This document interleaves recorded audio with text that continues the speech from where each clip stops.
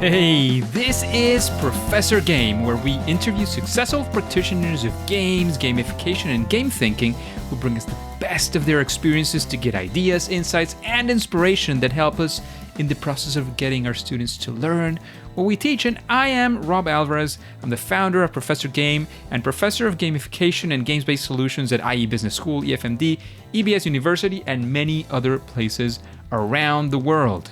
And if this content is for you, then please go ahead and subscribe to our email list for free at professorgame.com/subscribe. Hey, engagers, and welcome back to another episode of the Professor Game podcast. Every now and then we do have some repeat guests, and this is one of those times. Today we have once again Dr. Mfon Akpan. You can listen to his episode on his first interview on episode 243. Right, MFON, definitely that's the only interview you're going to find there. His name is quite unique, at least among our guests. You'll find that interview as well if you haven't listened to it, or if you're looking at this through our show notes, the link is right there. But Mfon, we need to know, even though you were last time, this time, are you prepared to engage? Yes, I am, Rob. I'm so excited to be here. This is wonderful. Appreciate the opportunity to come back. Excited to have you here once more. And just as a quick reminder, Dr. Mfon Akpan is an assistant professor of accounting at Methodist University, and he's been doing all sorts of things. Today, last time we were talking a little bit more about virtual reality. This time, we are going to be diving deeper into one of those mega trends that we're listening to these days, but especially how that could be potentially applicable to your gamification and gamified experiences. So, Mfon, we're talking about AI today. So, first off, what are your views on AI and especially what that means in an educational environment? That's a good question.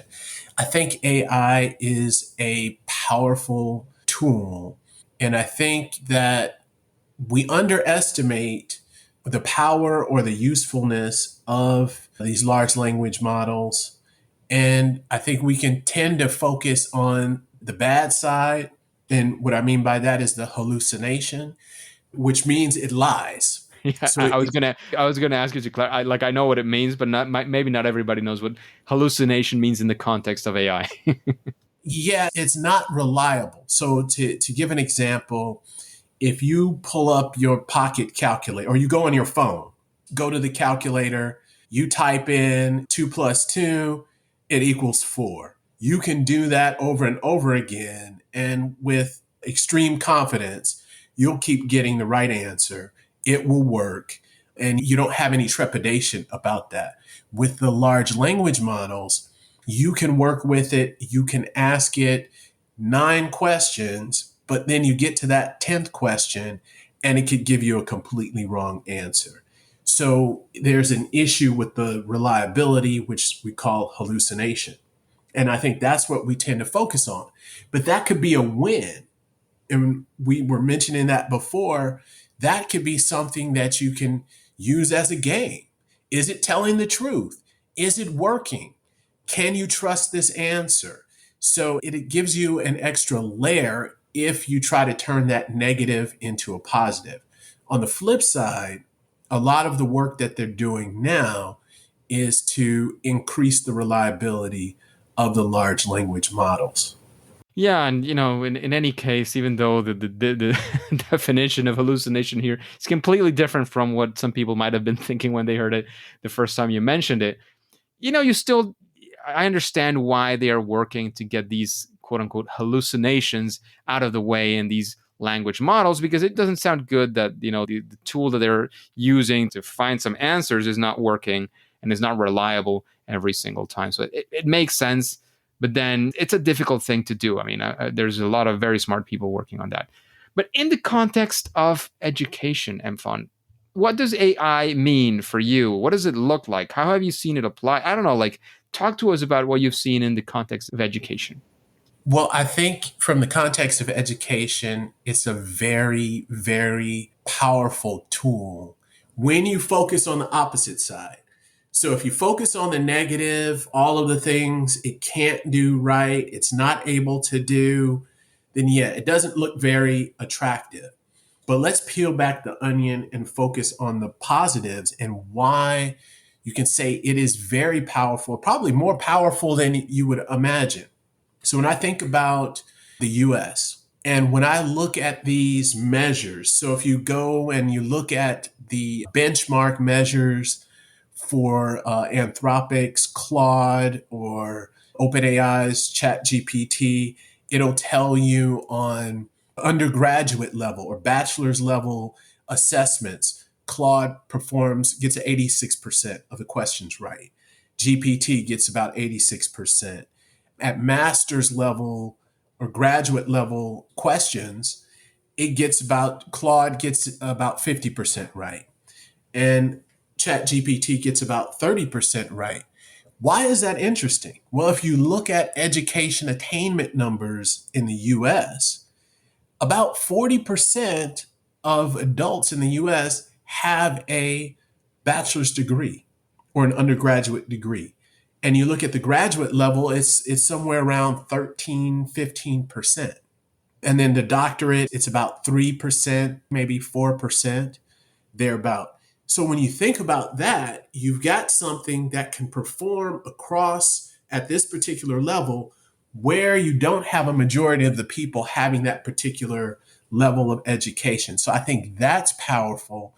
And that's something to think about as far as how you can use that in the classroom. The other thing to think about too in the US is that our literacy rate, if you think about in the US, 54% of Americans read at a sixth grade level. So that means a majority of Americans read below a high school level. So now you've got a tool that can write and perform at a good pace at a college level, which is way above majority of the population. So I think using that and having access to that tool is very powerful, even with the negatives, even with the hallucinations, even with it making errors, it can still be a very powerful tool. So just for me to understand, okay, what I'm getting from that is that you could be potentially thinking of it as a smart colleague or a smarter colleague or somebody you can ask references from. Like I completely understand that it seems to be at least smarter than a large percentage of the U.S. population, in the example you gave. But what does that mean? Like, how can that be useful for the educators or the educatees? Because so you have access to a broad depth of knowledge, really, literally for free. And you can bring that access to your students. All you need is the internet. So I was watching an interview with Mira Murati, who's one of the executives at OpenAI. They're pushing to get the model to work at a PhD level. And I thought that was interesting. Huh. And well, you got to think about it. And this is something, the paradigm I try to look at it as. I'm a doctor of accountancy.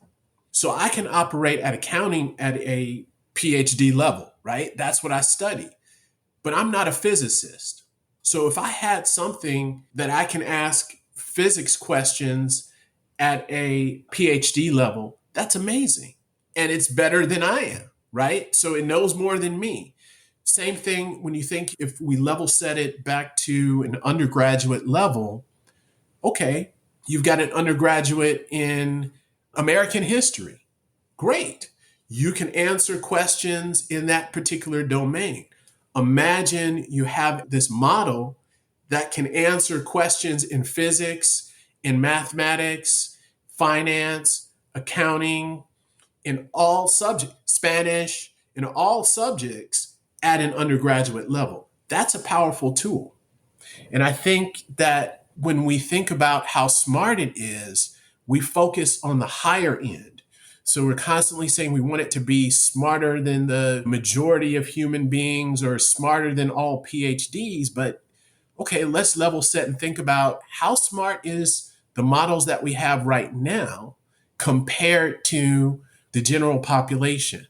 And then how can we use that in the classroom to help students or give them access to information, knowledge, and I'd say computation that they may not have had already. Interesting. So in a way, what I'm hearing from that is, and again, I'm not in any way an expert in AI or anything, any of these large language models or any of that. Very, very interesting stuff.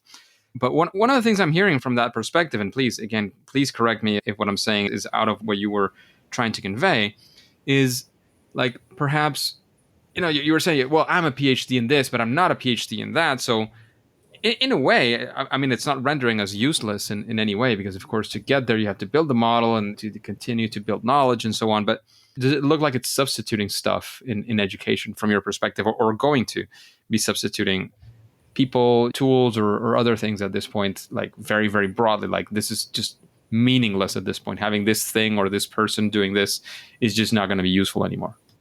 No, I don't think so. I think it's only going to aid as far as education. It will make, in my opinion, learning a lot quicker, and it will also add to critical thinking skills, and it will boost the importance of critical thinking skills. So right now, I'm writing AI activities. So, and really, most of them are games. So they're group activities for a company called Wiley. They reached out to me. They said, okay, we have an instructor's manual. In the instructor's manual, it gives various activities that the instructors can use in the classroom to gamify or to make the accounting content more interactive and interesting and engaging. So they said, listen, we need to have some AI activities for our principles book and for our intermediate accounting book. So I'm working on that. All of these are group activities where the students work through the problems and then they go to the AI. So the large language model could be Copilot, Gemini, could be 4.0. They go to the model, they have a prompt, they're asking the model the same question that they worked through. So they've already worked through this question. Now they've got the model doing it. Now the next step as a group, so they're working together and they're looking to find out, okay, what did I miss? Do we have it right? Is the model right? Are we wrong? Did we miss something? So it's more of a game of critical thinking because the model will spit out something. So it'll give them an answer. They've got to analyze it and they've got to work through it. And then they may ask more questions to the model about that answer. Then they go back to what they've already done. And then so it can take what they've already done to another level, because let's say they work through something, the model works through it, they get the same thing, but the model adds maybe one or two extra things. Now they've got one or two extra things that they didn't see that they can add to and they can discuss and think about. So I think it'll only add a level of engagement, a level of opportunity, and a level of speed and efficiency that we don't see right now in the classroom without these types of models. Cool. So, like you were mentioning, what your work is now at Wiley. What Wiley is the publishing company, right? Yes. So, what is that work that you're doing right now? You're mentioning, is it creating? Are you creating learn books or something like that for professors to understand something? Like, what does that look like? What are you doing? And perhaps if you can provide one or two examples, it would be great. Oh, so that's a good question. So you have in accounting for each course. So let's say an introduction or principles of accounting course, they produce a textbook. So Wiley is a textbook publisher, and they produce a textbook for the students to use, but also for the instructors, they produce an instructor's manual. In that manual, they have activities, games, simulations, cases at the disposal of the instructor to aid the instructor, to give the instructor ideas that they can use in the classroom. So I was asked to create the AI activities. They wanted to have specifically AI activities in the instructor's manual, which means it's available to the university, either professors that are using that particular textbook. They'll have access to not only the activities I'm putting together, but the other activities and cases and games as well for that book. So these are specifically activities that are using AI. And I chose to use free large language models, having group activities with the students so they work together and they go back and forth with themselves, they interact with themselves, and they interact with the large language models in the activities. Okay, so it's creating activities that then the students will be doing. So essentially, it's like creating a learning material that then somebody else is going to use, and you're letting, of course, the instructors know how to use it because you're the one who has that knowledge at this point. Because you're the one who created those activities. And is there any, very quick reference, and not, of course, into specifics? And given that it's accounting, the specifics are extremely important, I think. But is there any example that you can tell us about how you're using the large language models and AI in these activities? Yeah, sure. So, and I'll give you an example of where I tried to turn a lemon into lemonade. So, one chapter we're doing interest calculations, and then we're doing the present value of future cash flow calculations. And in the activity, I have the students work in a group. I give them an example. So they're all working together, doing the calculations. And then they go to the model to have it perform the calculation, but also in the prompt or in the question is asking the model, is there anything else, that we may have missed? Can you do an analysis? So it's asking for some extra information, extra context. But when I test the calculations in really all of the models that I use, they're slightly off. And that's inherent, and it goes back to the hallucination. Many of the models are not really good at math. And particularly when you start getting a little more and more complex in your calculations, it's not good in math. Now, the calculations were slightly off, and it had to do with rounding. So it had to do with issues with rounding. So in the material, I naturally corrected.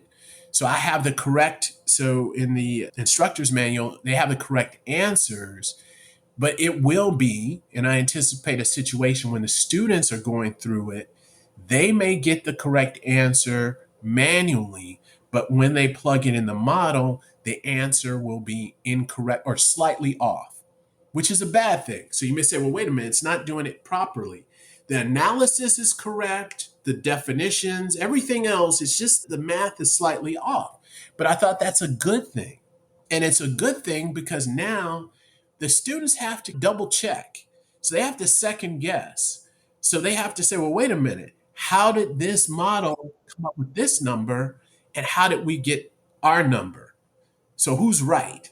So now it's a game. You're looking to figure out, okay, who's right, who's wrong? Are we right or wrong? How did we get this? So it'll raise other questions. And I think, again, that goes back to that critical thinking portion of things. Awesome. Are there any tips that you could give people who are thinking about integrating AI into their teaching? Of course, if it's about accounting, they'll definitely take that reference and use what you're doing on the book. Other than that, if they're thinking about creating their stuff or thinking something like that, are there any, I don't know, ideas, thoughts that you have, any best practices at this point? I know it's a very new field and so on, but again, anything like this come to your mind? Yes. So particularly in my field, accounting, when you think about the workplace, how it's being integrated into workflows, you hear the term generate and review. And that means you use the large language model to do a task quickly, and then you have to go back and check it. So you have to review it. Now, the idea is if there's a task that would take, let's say, 6 hours to do just straight out your own effort without using any type of AI or a large language model, if you generate and review, you can get the task done in maybe 2 hours. So I think one thing to get students to think about is how can they, and this is a game, how can you or add it to your workflow, to what you're doing to improve your efficiency. So when you think about AI right now, the big value with it is in that side of productivity. You can ask it a question, you get an immediate answer. You can ask it to do something, it will do it, you will get an immediate answer. Now, going back to when we talked about hallucinations and it lying, it may not be correct. So you have to review. You've got to check what it's doing. However, in the end of it, you'll save time. So I think that's one thing that would be important for students to understand and learn. So another activity I have and this is an accounting example, in my auditing course, I have a risk assessment assignment. So students perform a risk assessment on a publicly traded company. I give them the option to do that on their own without using AI. Now they have also the option to use AI. And I go through the steps of what you can do and I show them. And when I demo what they can do, and when I demo the whole thing in class, if they use AI, and then I ask the students, how many of you are going to use AI? I'd say 90%. So the last time I taught this course, I had one student did not want to use AI. All of them wanted to use the AI. And the reason being, after viewing my demo, they saw how fast they could get it done. However, they weren't aware of the review process. So once they finished the assignment, they said on the front end, it was easy. It went through, it completed this whole, it's a whole table they have to work through. They plugged in the information, it filled it out, but they said they had to go back and double check it because when they were reviewing it, some of the information was not correct. But after them going through that activity and going through it, they saw the value. It was able to save them time. So when you compare the student that didn't do it, it took her a couple of weeks to do this assignment, whereas with the other students, they were able to work through it in a couple of days and get it done with the AI and the reviewing. So I think having the students to figure out ways that they can add it into their work, their day-to-day, I think that's a valuable skill, having them work together and finding out, hey, let's see how long this will take you to do it without it. Let's try to see, okay, if you added AI and did this with AI, how long will it take you to do it? Did you save any time? Is it making a difference in what you're doing? Cool. Cool. So a way of sort of more of a comparison, perhaps, of how well this would fare in this or that environment seems to be like one of the good practices that you've found in your experience up until this point, right? Yes. And then having the students to, I guess you call it freestyle, and figure out how they can use it, because you've got a general tool. So it's a general tool. You can ask it questions about pretty much anything. It can create images. It can do a lot of different things. So I guess game is to figure out, okay, how can I put this into what I'm doing? How can it help me? And I think that is key. And that's what's happening in the workplace, which I think is important in the classroom to get students to think about, okay, how can I use this in the classroom? And then how can I apply this in the workplace? Because definitely what we're seeing now is you've got employees, they may use it at work. However, you got many employees, they're figuring out ways they may use it at home to do their work so they're more efficient. They get things done faster. And I think another thing to think about it is, you know what, I'll use this analogy. Think about it if you had to hire a mathematician, or matter of fact, you had to choose between, let's say you had to choose between four mathematicians, same education, say everything on paper, their resumes are completely the same. But here's the difference. Mathematician one, he's going to do all of his calculations with a pencil and paper. So he's going to come to work with a pad and a pencil and paper and do all of the calculations on pencil and paper. Now you've got mathematician number two. That mathematician is going to come with a calculator and is going to do all of the calculations with a calculator. You got mathematician number three. They're using a computer. So they've got a spreadsheet. They're going on the internet. They're using their computer to do their work. Now you've got mathematician number 4 who's using AI. So when you think about it, who's going to be more productive? Who's going to get the work done faster, right? So is it the person using the pencil and paper? Is it the person with the calculator? Or is it the person using the AI? So that's where we're looking at things. Well, that's where things are right now, where you have this bump in productivity by adding AI or using these models or finding ways to use them in your workflows or what you're doing.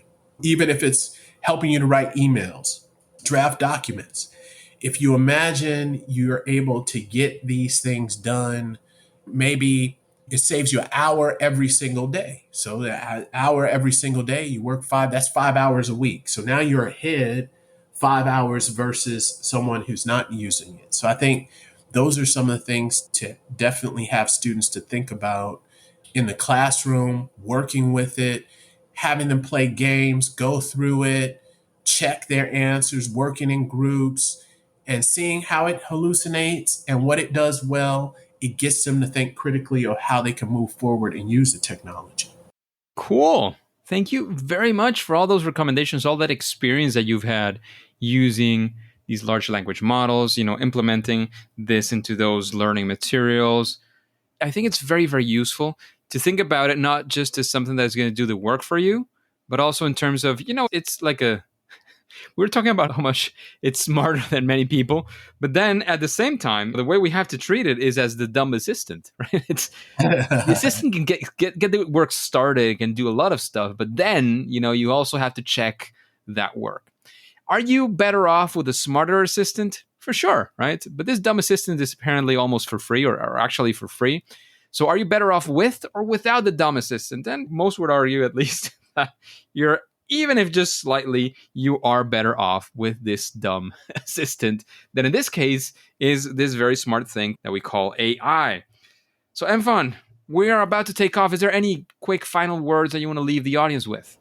Sure. Feel free to reach out if you have any questions. I'm always happy to help. Always happy to help. Cool. Thanks again for that. Also, Mfon, it's been a pleasure. Loved to reconnect, to get into these new things that you're working on now. However, as you know, and the engagers definitely know, at least for now and for today, it is time to say that it's game over. Hey, engagers, thank you for listening to the Professor Game podcast, and I hope you really enjoyed this interview.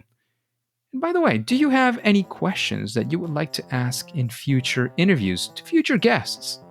If you do, please go to professorgame.com/question and ask your question or questions. You can do this several times.